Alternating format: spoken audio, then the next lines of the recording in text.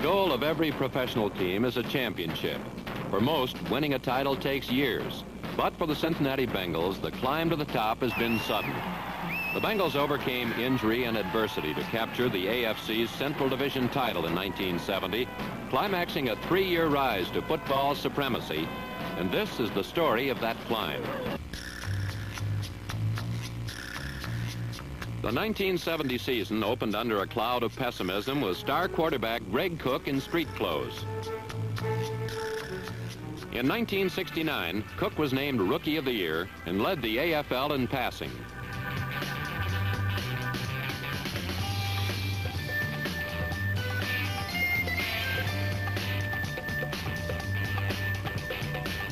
Tall, strong, and confident, Cook was the perfect hero to lead the Bengals into a golden age of football prominence.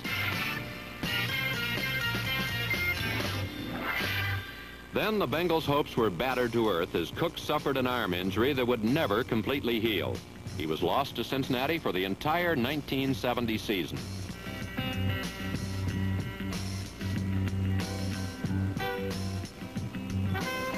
How to fill the void at quarterback? That was the problem facing the Bengals. The candidates were newcomer Virgil Carter, who had been rejected by both the Bears and Bills, and veteran Sam Weich, a proven backup quarterback, but certainly no superstar.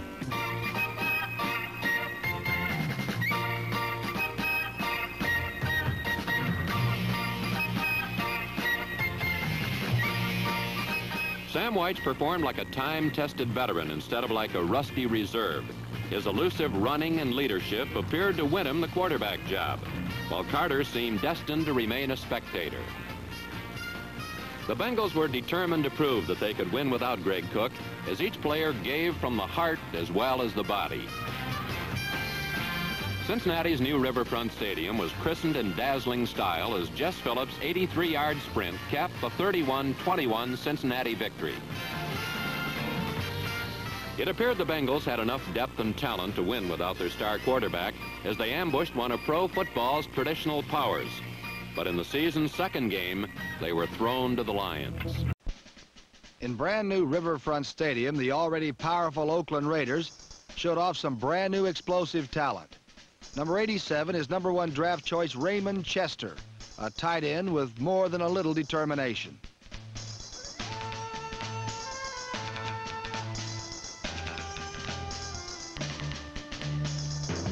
Another Raider rookie who made a splashy debut was defensive back Alvin Wyatt, number 41. He returned 2 punts, 63 and 72 yards.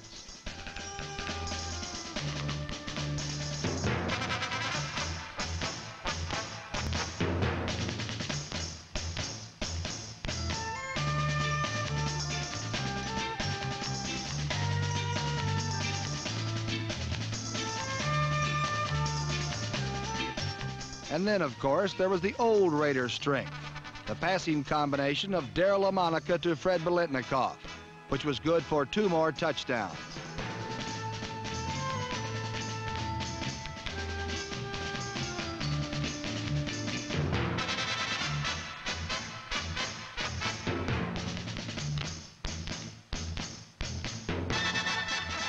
Paul Brown's young Bengals matched the Raiders' strength for strength. Number 33, former Chargers safety Kenny Graham, scooped up a partially blocked punt and set up the first Bengal score.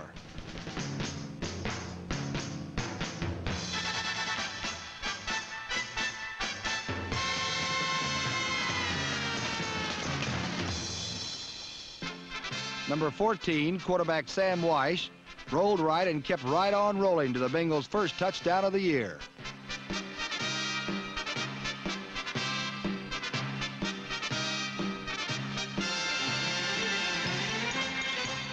Weiss set up another score with an end around to wide receiver Eric Crabtree, number 10.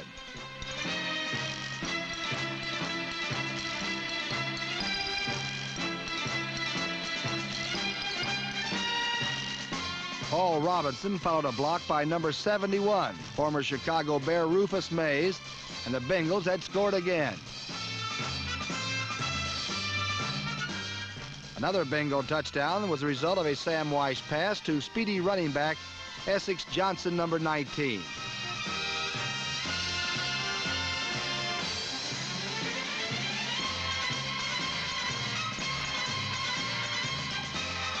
But the star of the game was number 30, running back Jess Phillips, the former defensive back from Michigan State, who accounted for almost 200 yards running and receiving. The game's biggest play occurred late in the third quarter. Third down, 30 yards to go from the Bengal 24. Paul Brown's call, a draw play to Jess Phillips.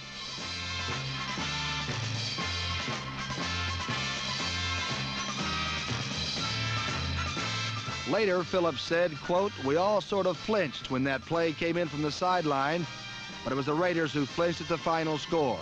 Oakland 21, Cincinnati 31.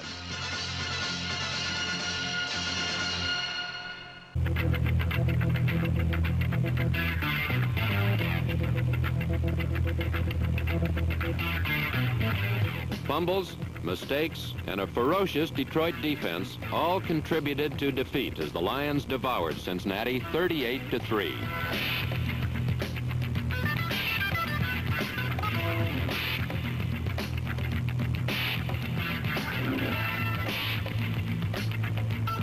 All the hopes and dreams created by the first victory were suddenly shattered. And the height of the Bengals' embarrassment was Lem Barney's controversial punt return for a touchdown.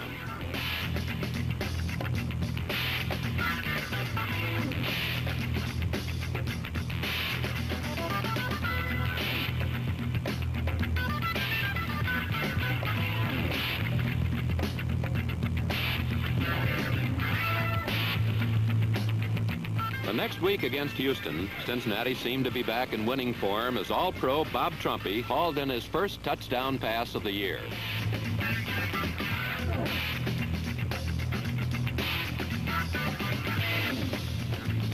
Then, as if guided by some mysterious force, the Bengals' fortunes suddenly reversed.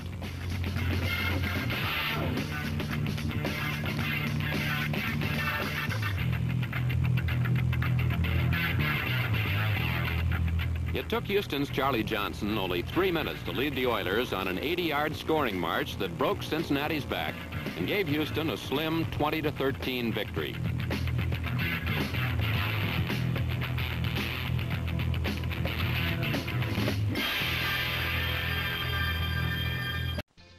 In Cincinnati, another veteran passer, Charlie Johnson, prepared to lead his team against the Cincinnati Bengals.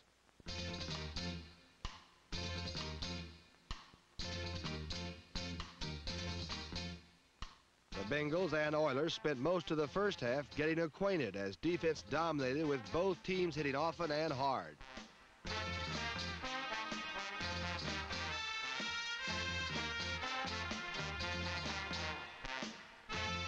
The only touchdown threat was set up by the Oiler defense as Sam Wyche's pass was intercepted by number 52 Garland Boyette, who rumbled to the 4-yard line.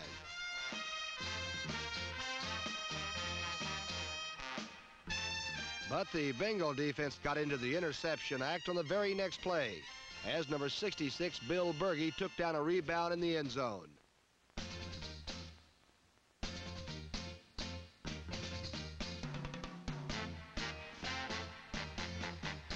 The second half was to be a reversal of the first as both teams opened up on offense. Virgil Carter combined with All-Pro tight end Bob Trumpy, who beat safety Ken Houston for the game's first touchdown.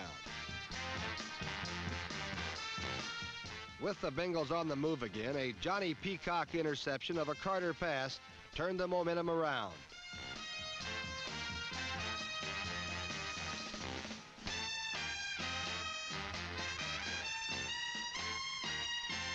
Then Johnson teamed with Jerry Levias for 22 yards to start the Oilers pumping.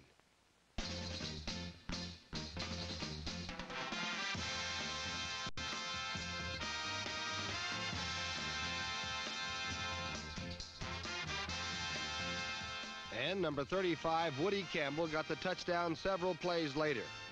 But with Cincinnati leading by 3 points, Johnson called upon his 10 years experience, and with less than 4 minutes left in the game, came up with a 28-yard touchdown pass to tight end Alvin Reed as he led the Oilers to a come-from-behind 20-13 win.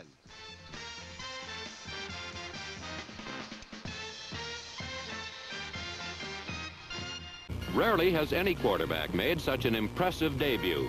9 times he threw, 9 times he connected, igniting an attack that had been dormant since the opening game.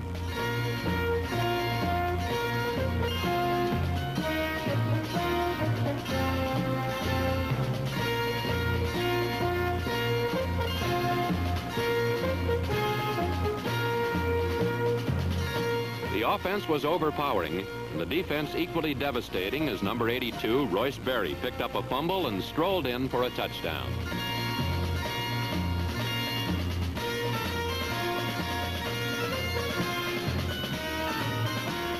The upstart young team from Cincinnati had Cleveland with their backs to the wall, but then the Browns' vaunted attack began to click.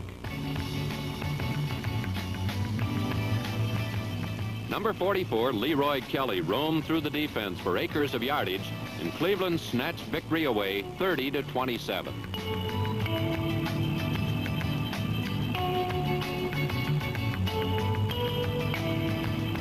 The heartbreaking loss was Cincinnati's 3rd straight and extended a streak that would see the Bengals sink to last place. A team that had opened the season in impressive style was suddenly on a treadmill to oblivion. The coming weeks would only bring more misery and misfortune. In Cincinnati, the healthiest arm on the field belonged to the baton twirler. With Greg Cook out for the year and Lynn Dawson ailing, both offenses lackluster. But Bengals head coach, master strategist Paul Brown, had some surprises for the Chiefs' innovative Hank Stram.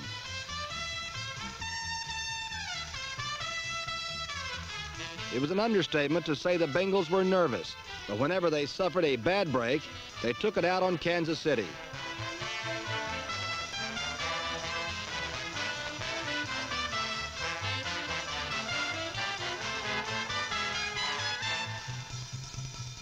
The Bengals secondary glad-handed any Chief receiver that came their way. The young Cincinnati rush line often caused Lynn Dawson to retreat into a pro quarterback's fetal position.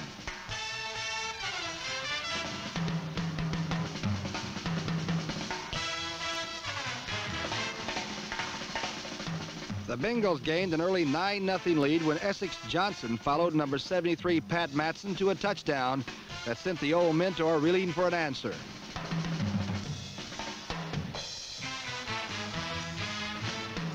The answer came from the Chiefs' head-buckling defense that stamped its rude message on every Bengal runner and receiver.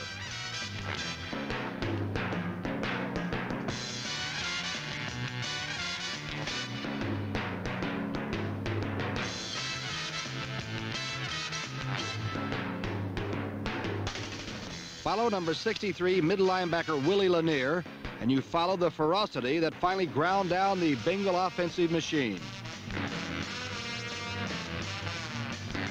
While Kansas City's defense found their answer, Lynn Dawson sought his from divine guidance.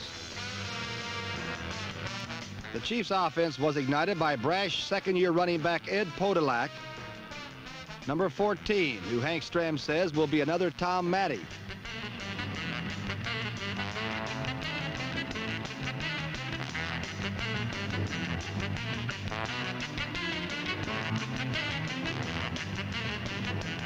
Inspired by Podolak, the Chiefs unveiled their complete repertoire of illusion.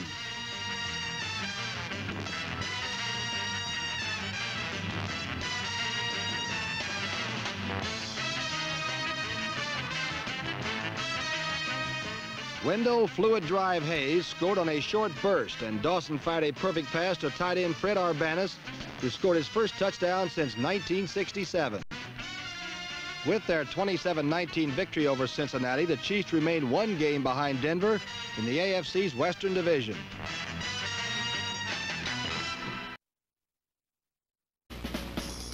Out of the darkness of defeat, into the brightness of victory charged the Bengals of Cincinnati. Against Buffalo, the long road of frustration came to an end, and the spotlight fell squarely on rookie Lamar Parrish, number 20.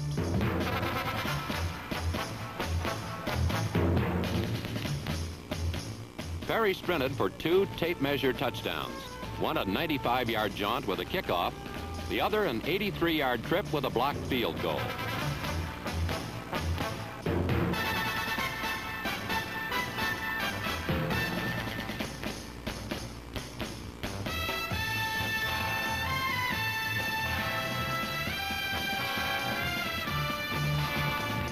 Against the Bills, every facet of Cincinnati's game sparkled.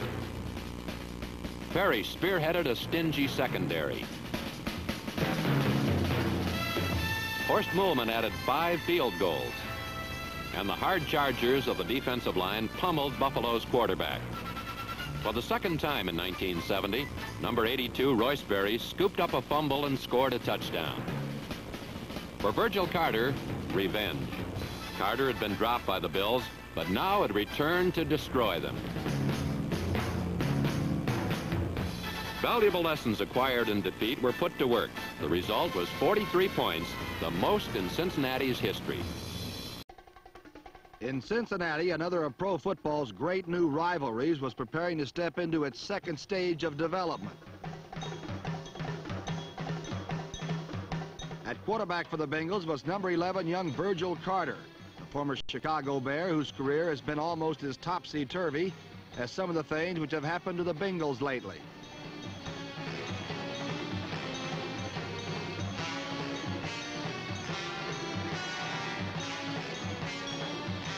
In his first pro start, number 15 rookie Mike Phipps led the Browns to a touchdown the first time they had the ball.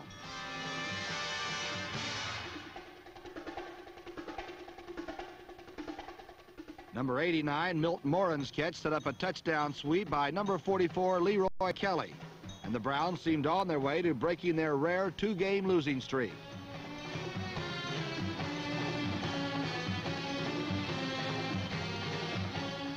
The second time the Browns had the ball, Phipps found himself faced with a 3rd and 22 situation from his own 7. But he again located Milt Moran, and everything seemed possible for Cleveland.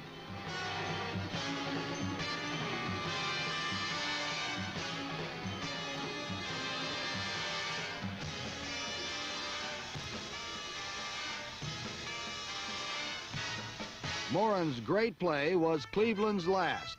The rest of the game turned into the Virgil Carter show, as Carter gained over 100 yards in both passing and running, 73 of them on this well-escorted dash.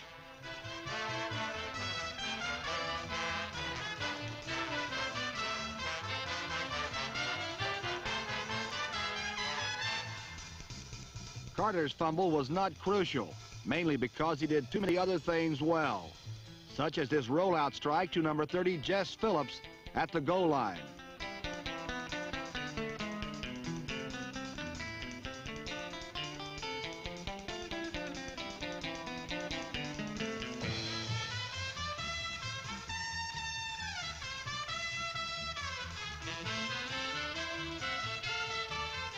Carter set up the winning touchdown with another nervy running play, carrying the ball himself to within inches of the Cleveland goal.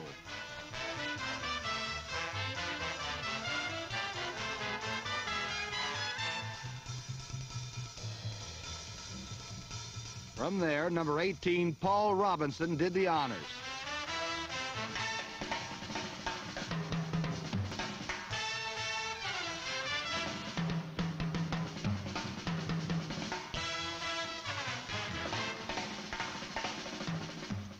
Not only had the Bengals avenged their earlier loss to Cleveland, but in doing so, they had thrilled a record 60,000 plus who jammed Riverfront Stadium. Now only one game behind first place Cleveland and Pittsburgh, the suddenly toothsome Bengals and Virgil Carter at last had something truly worth smiling about.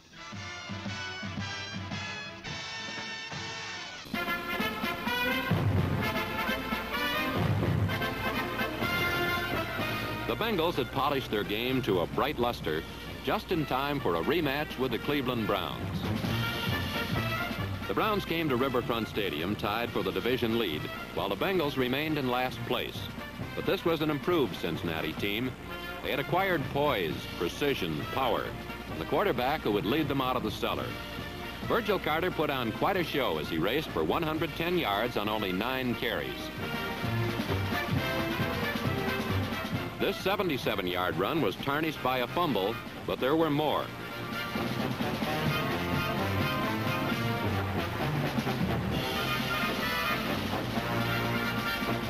Carter had come a long way since his opening weeks of apprenticeship and had become an inspiring force in the Bengals' destiny. With Greg Cook, the Bengals relied on the bomb. With Carter, the offense became more versatile, and it was this multi-sided attack that destroyed Cleveland.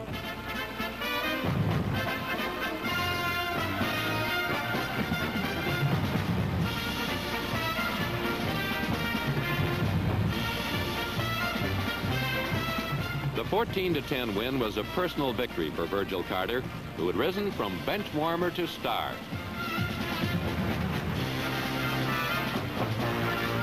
It was a victory for the team, for the 40 men who remained unified through weeks of losing.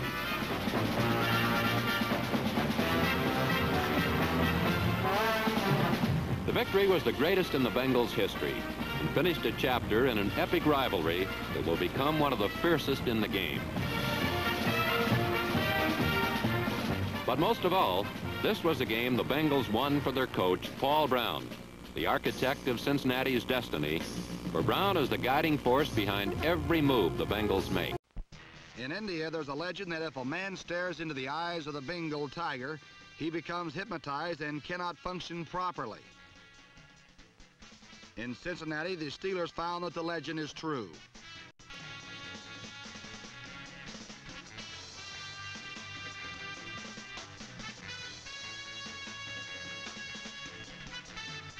Their mistakes cost them heavily and were compounded by the fact that they were called to everyone's attention by the Bengals' new scoreboard.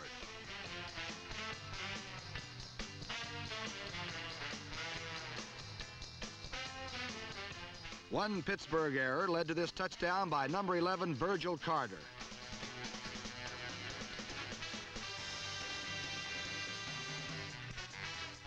And the next time the Bengals got the ball, Carter led them on a beautifully executed drive down the field. Number 18, Paul Robinson, tore up the middle of the Steelers' line.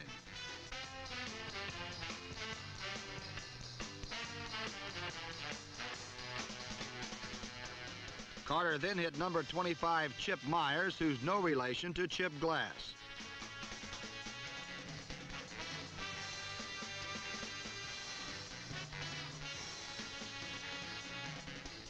And then it was Paul Robinson again, only this time he swept in for a score.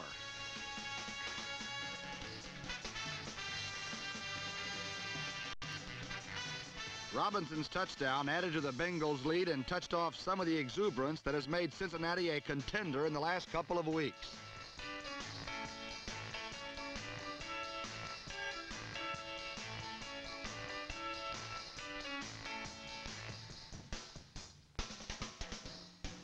The Bengal defense has also been a factor in their recent upswing, and as always, the scoreboard chronicled their success in less than a subtle manner.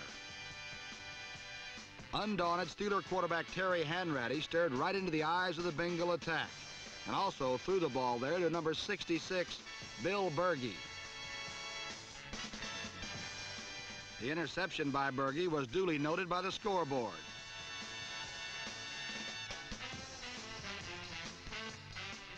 And then Carter hit number 84, Bob Trumpy, whose long strides carried him off to the end zone land.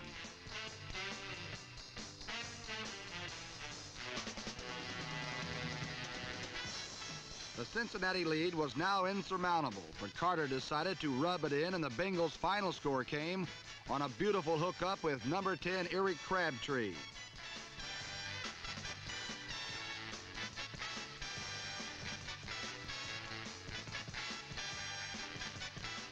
And as one Pittsburgh player left the field, he was heard to mutter, "Why do they keep the poor Tiger mascot of theirs locked in a cage, when what they really need is a muzzle for the scoreboard?"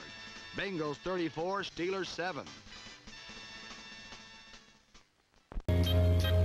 In Cincinnati, the Steelers' Terry Hanratty and Terry Bradshaw became painfully aware of the improved Bengal defense. Bradshaw, a hotshot rookie, decided he'd send his runners around the defensive line, but the rugged pursuers buried Steeler runners and pressured Bradshaw into mistakes.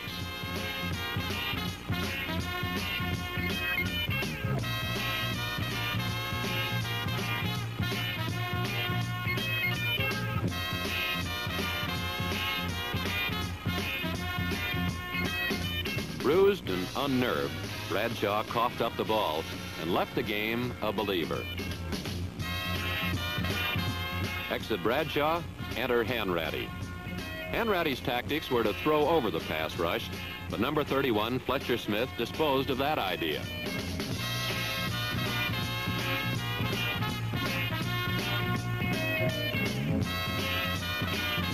In 1969, the Bengal defense had sometimes performed like a sieve, but in 1970, the defense became one of the team's strongest areas.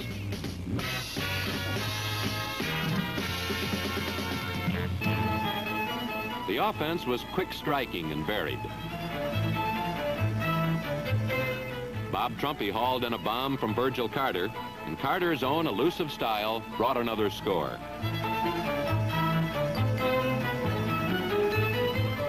But much of the credit had to go to the offensive line, who blasted open huge holes for the bursts of number 18, Paul Robinson.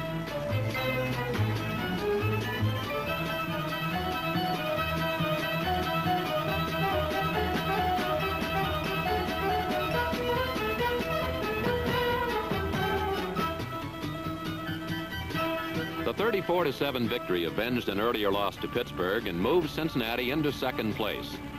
The Bengals had climbed out of the cellar and were creeping up on a title.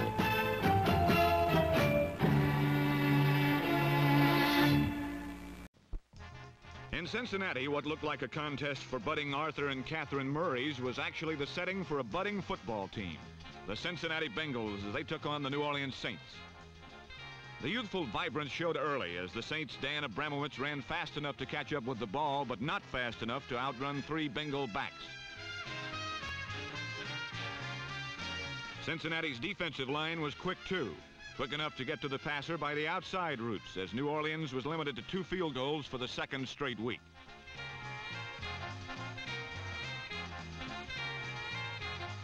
Two fumble recoveries by Royce Berry set up field goals, and the Bengals offense put points on the board the first 3 times they had the ball. Paul Robinson, number 18, accounted for 47 yards of the 55-yard touchdown drive. Part of it was on a 21-yard pass, and the rest on his longest run of the season, a 26-yard power sweep.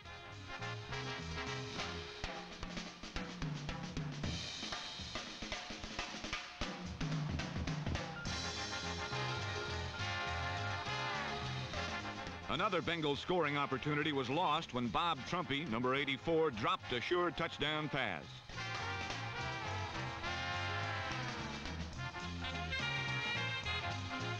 But the young forget quickly, and he came back to snare a deflected pass to set up the Bengals' last score.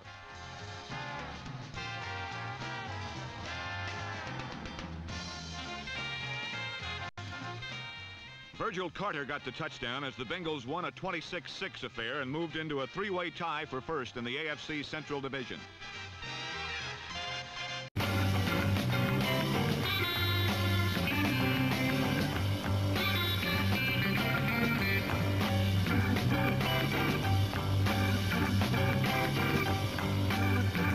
Defensive ends number 82, Royce Berry, and number 85, Martin Bacalio, lent their own special brand of muscle. The secondary dispelled any passing hopes the Saints might have had.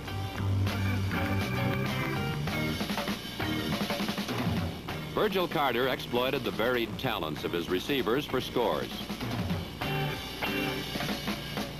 He used the willowy strides of Speedy Thomas to cut through the Saints' defense.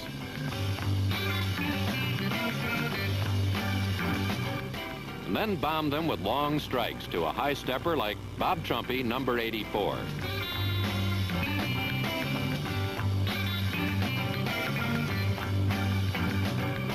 Carter's running ability added another weapon that blended with the speed and power of Jess Phillips and number 18, Paul Robinson. In the second half of the season, Robinson exploded into the style that won him a rushing title in his rookie year.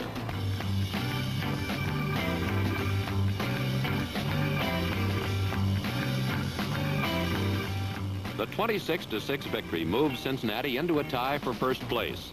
They had now won 4 straight. They were hot, and nothing could stay their surge to the top.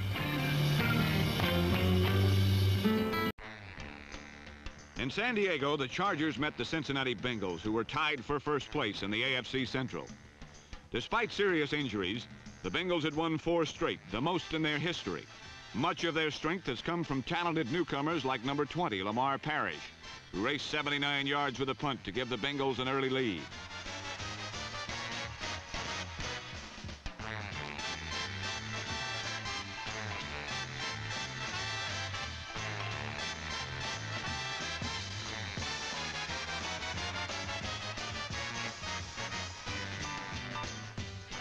The Chargers are a seasoned, talented team, but they have been somewhat erratic this year.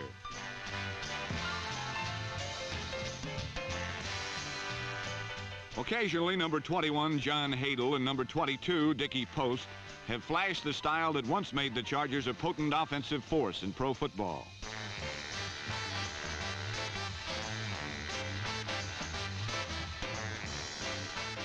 Hadle's second quarter run was the only score San Diego could muster in the first half.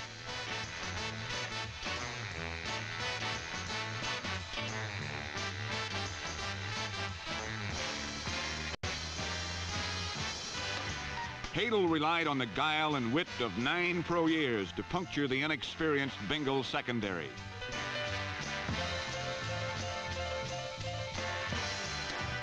Although San Diego bested the Bengals in almost every statistical category, they could not put many points on the scoreboard. The Chargers' scoring consisted of just 2 touchdowns, one of them a fourth quarter shot to number 83, Willie Frazier.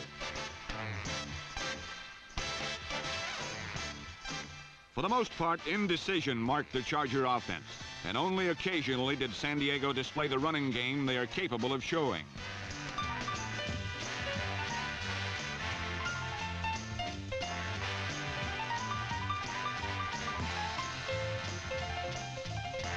Often, the Chargers' inconsistency resulted in mistakes.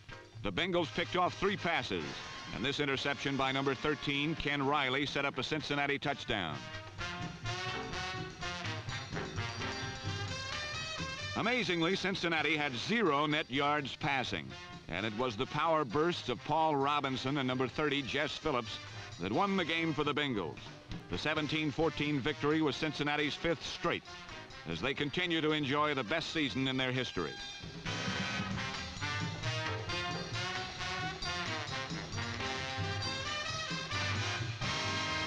The loyal Bengal followers who journeyed to San Diego witnessed the continued improvement of the defense. They have names like Chamazak, Carpenter, Reed, and Berry, but the Bengal defense functions more as one overpowering wave than as any singular man.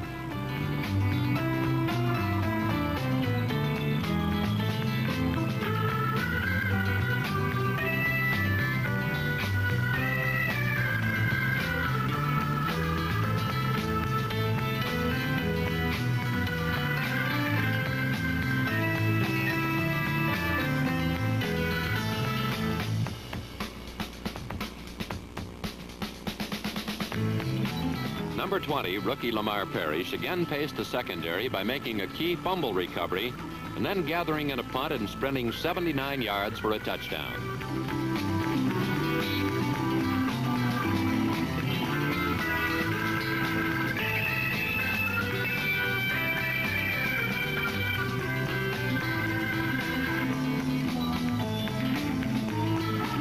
Quick, short strikes to the Bengals' leading receiver, number 25, Chip Myers, weakened the Charger defense for the bursts of number 30, Jess Phillips.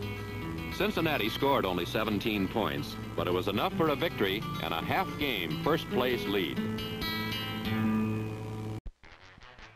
The Bengals traveled to the Astrodome knowing that, coupled with Cleveland's loss to Dallas the day before, wins in their last 2 games would give the AFC Central crown to Cincinnati. Zeke Moore caught the Bengals possibly thinking ahead to next week when he returned the opening kickoff 45 yards.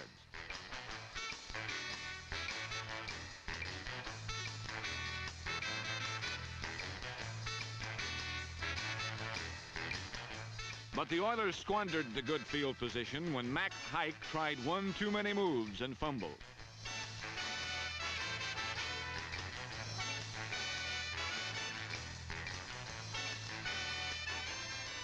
The Oilers managed 2 field goals in the first half, and Moore provided a touchdown when he raced 90 yards down the sideline with a Virgil Carter pass.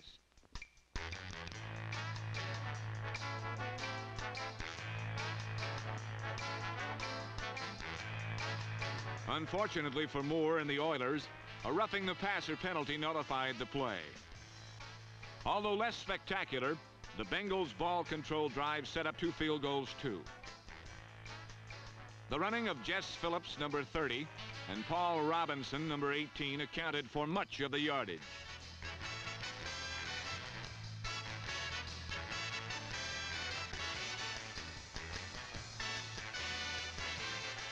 In a more wide-open second half, the Oilers put 2 touchdowns on the board on passes from Jerry Rome to Charlie Joyner. But the 2 scores were offset by Essex Johnson's pair of 6-pointers.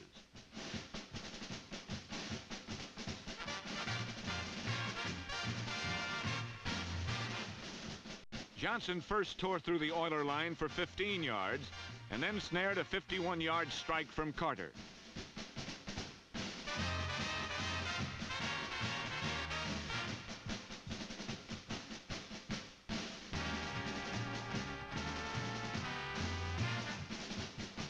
The touchdown difference in the 30-20 score was provided by the Bengal defense. Hike fumbled again, and number 58, Al Beauchamp, raced 25 yards with the bobble.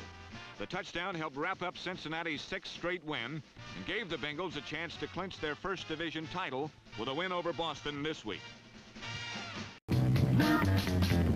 In the Astrodome, the Bengals avenged another loss as they dropped Houston. This time, the bad breaks and the strange bounces seemed to descend on the Oilers. And the turning point came when linebacker Al Beauchamp rumbled 25 yards to a touchdown. Again, it was the versatility of the Bengals attack that destroyed an opponent.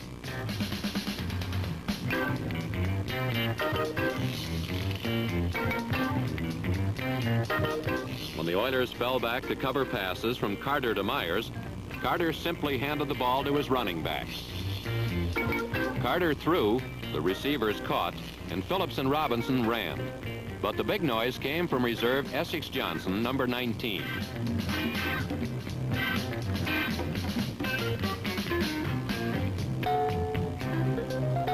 The stocky firebrand from Grambling squirmed and battered for 2 touchdowns in an outstanding performance. Johnson exemplifies the depth of the Bengals. Often during the season, injuries depleted the ranks, but reserves were able to step in and do the job.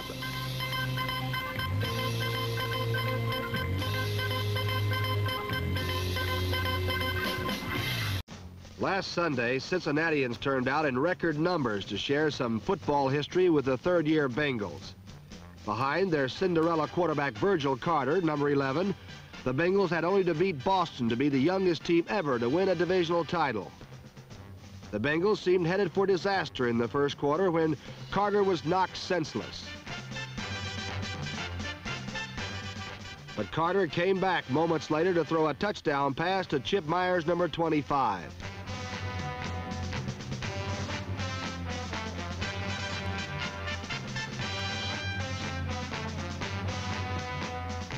Ironically, Carter was stretched out again on the play, but this time he would not return to the game.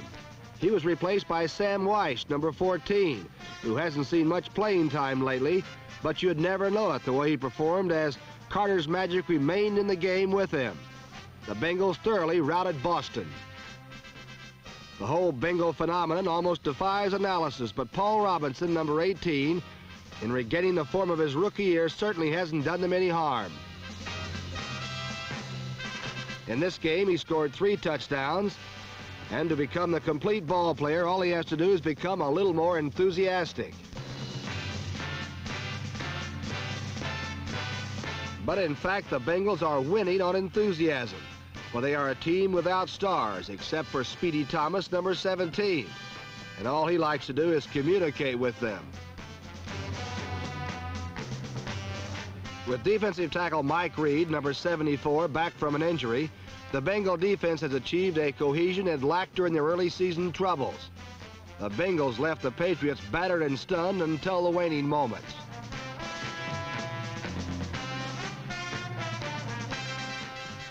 Carter, Weiss, Robinson, Reed, they were all carrying Coach Paul Brown off the field as well they should, for he brought them back from a 6-game losing streak to overtake favored Cleveland and record a smashing 45-7 clincher for the AFC Central title. With that kind of an accomplishment, you'd think Coach Brown had earned a new hat. But Paul Brown likes old hats, and the word coming from Cincinnati is simple and uncomplicated, like an old hat. Baltimore, here they come.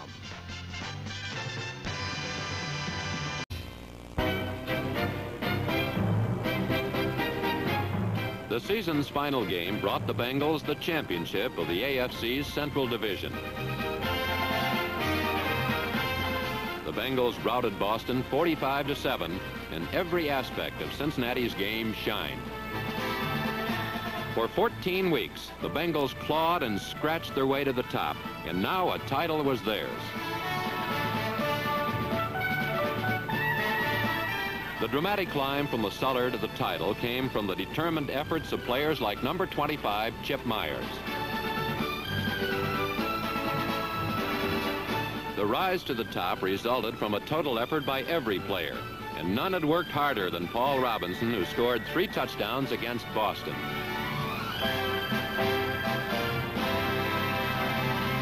It was fitting that Sam White, the man who opened the season at quarterback, sparkled in the final game.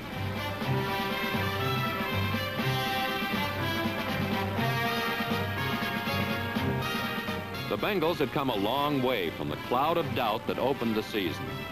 1970 saw many gratifying achievements. The building of a solid defense, the growth of a quarterback named Carter,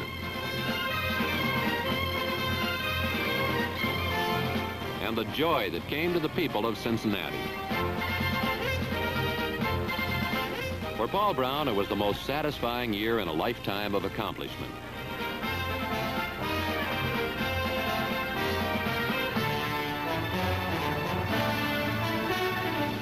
The victory sent the Bengals to the AFC playoffs.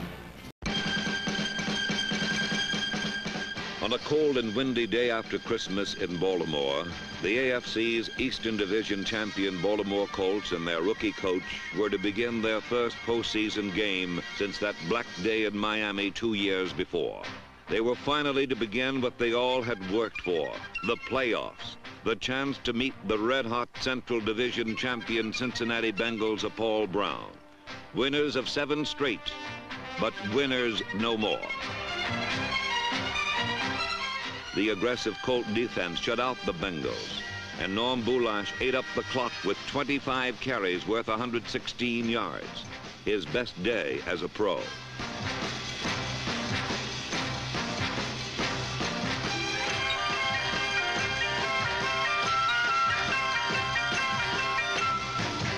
The Colts won 17-0 and earned the right to meet the miracle makers from Oakland in the AFC Championship game. Although they fell before the Baltimore Colts, there's no disgrace in losing to the world champions.